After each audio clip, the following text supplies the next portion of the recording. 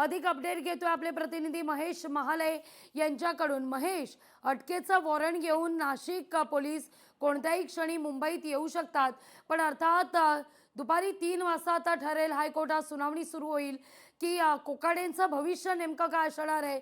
भवितव्याचा फैसला दुपारी 3 वाजता होणार आहे, पण नाशिक पोलीस निघालेत का मुंबईत यायला?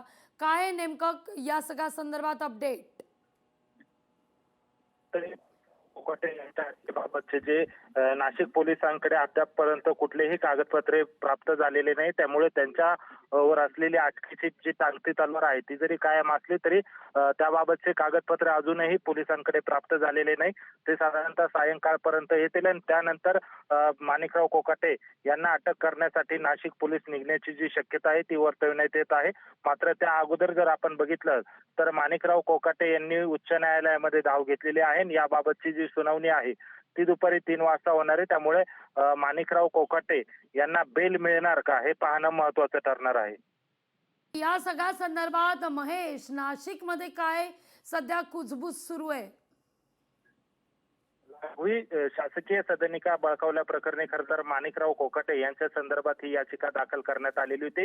यालाच खरं तर नाशिक जिल्हा सत्र न्यायालयाने कोकाटे यांना 2 वर्षांची शिक्षा आणि 10,000 रुपयांचा दंड हा ठोठावलेला होता। आणि या सगळ्या प्रकरणानंतर आज जर आपण बघितलं तर त्यांच्या अटकेच्या मागणीसाठी याचिका दाखल करण्यात आलेली होती। आशुतोष राठोड यांनी ही याचिका दाखल केलेली होती। यानंतर जर बघितलं तर 11th आवरला माणिकराव कोकाटे यांचे जे वकील आहे ते कोर्टामध्ये हजर झाले आणि माणिकराव कोकाटे हे उपचारासाठी रुग्णालयात असल्याची माहिती देण्यात आलेली आहे। त्यामुळे त्याही मुद्द्यावर आता सातत्यानं महेश चर्चा होताना दिसतेय। या घडीची आजच्या दिवसातली सगळ्यात महत्त्वाची हीच बातमी आहे, माणिकराव कोकाटेंचं नेमकं काय होणार? मंत्रिपद जाणार की राहणार? माणिकरावांना दिलासा मिळणार, जेल होणार की बेल होणार? या सगळ्याचा फैसला दुपारी 3 वाजता, उरलेत केवळ 20 मिनिटं, याच बातमीवर कायम राहणार आहोत।